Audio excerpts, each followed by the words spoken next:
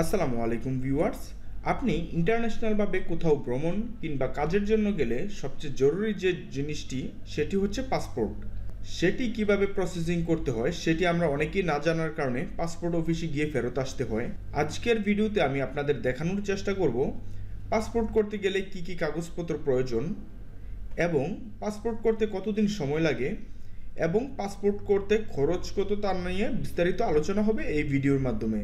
Passport করতে সর্বপ্রথম যেটি লাগবে সেটি হচ্ছে বাংলাদেশ ই পাসপোর্ট অনলাইন পোর্টালে গিয়ে একটি আবেদন করতে হবে এবং সেই আবেদনটি আপনারা কিভাবে করবেন সেটি নিয়ে আমার একটি আলাদা ভিডিও তৈরি করেছি, আপনারা চাইলে সেই ভিডিওটি দেখে সম্পূর্ণ করতে পারেন।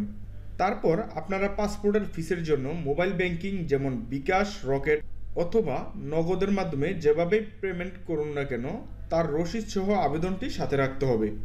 এই তিনটি জিনিস সবার জন্য বাধ্যতামূলক, যেমন স্টুডেন্ট, শিশু এবং প্রাপ্তবয়স্ক, আপনি যেই পজিশনে হন না কেন এই তিনটি জিনিস আপনার জন্য বাধ্যতামূলক। যেহেতু পাসপোর্ট প্রাপ্তবয়স্করাই বেশি করে, সেক্ষেত্রে আমি তাদের দিয়ে শুরু করছি। প্রাপ্তবয়স্করা পাসপোর্ট করতে কি কি লাগবে? সবার প্রথমে আমি যে তিনটি ডকুমেন্ট বলে নিয়েছি, আবেদন কপি, এরপর হচ্ছে আবেদনের সাথে যে সামারি কপিটি থাকে সেটি আপনারা আবেদনের সাথেই পেয়ে যাবেন, এরপরও হচ্ছে পেমেন্ট রসিদ। তারপর যে জিনিসটি বাধ্যতামূলক লাগবে সেটি হচ্ছে আপনার এনআইডি কপি অথবা আপনার জন্ম সনদ কপি, নাগরিক সনদপত্র, কাবিননামা যদি থাকে, যদি আপনি বিবাহিত হন সেক্ষেত্রে কাবিননামা, আর যদি আপনি অবিবাহিত হন সেক্ষেত্রে একটি অবিবাহিত সনদ। অবিবাহিত সনদ আপনি সাধারণত আপনার ইউনিয়ন পরিষদে গেলেই পেয়ে যাচ্ছেন।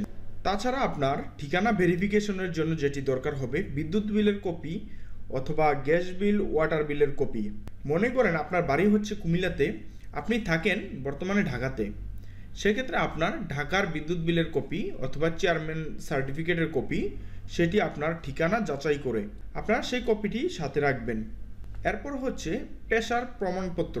পেশার প্রমাণপত্রের জন্য আপনার আইডি কার্ডই যথেষ্ট। যদি আপনি সরকারি চাকরিজীবী হন তাহলে আপনার এসওসি পেপার, আপনি যদি স্টুডেন্ট হয়ে থাকেন সেক্ষেত্রে স্টুডেন্ট আইডি কার্ড অথবা বেসরকারি চাকরি করলে কোম্পানির দেওয়া প্রদত্ত আইডি কার্ডই যথেষ্ট। আপনি যদি বেকার হয়ে থাকেন তাহলে বেকারত্ব সনদপত্র, এই বেকারত্ব সনদপত্রটি আপনারা সাধারণত আপনারা ইউনিয়ন পরিষদে পেয়ে যাচ্ছেন।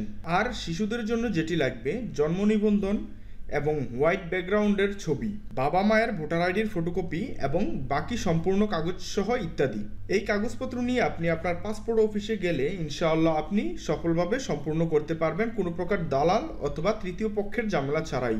আর এই পাসপোর্টের ফিস যদি আপনাদের বলি সেটি হচ্ছে ই পাসপোর্টের পোর্টালে গেলে আপনারা এমন কিছু সামারি পেয়ে যাবেন যেখান থেকে আপনি ই পাসপোর্টের খরচ দেখে নিতে পারবেন। ই পাসপোর্ট সাধারণত তিনভাবে খরচ বহন করে।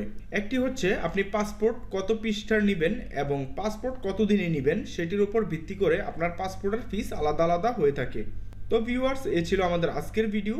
পরবর্তী ভিডিও পেতে এখনই আমাদের চ্যানেলটিকে সাবস্ক্রাইব এবং আপনি যদি ফেসবুক থেকে আমাদের ভিডিওটি দেখে থাকেন অবশ্যই আমাদের পেজটিকে ফলো করতে ভুলবেন না।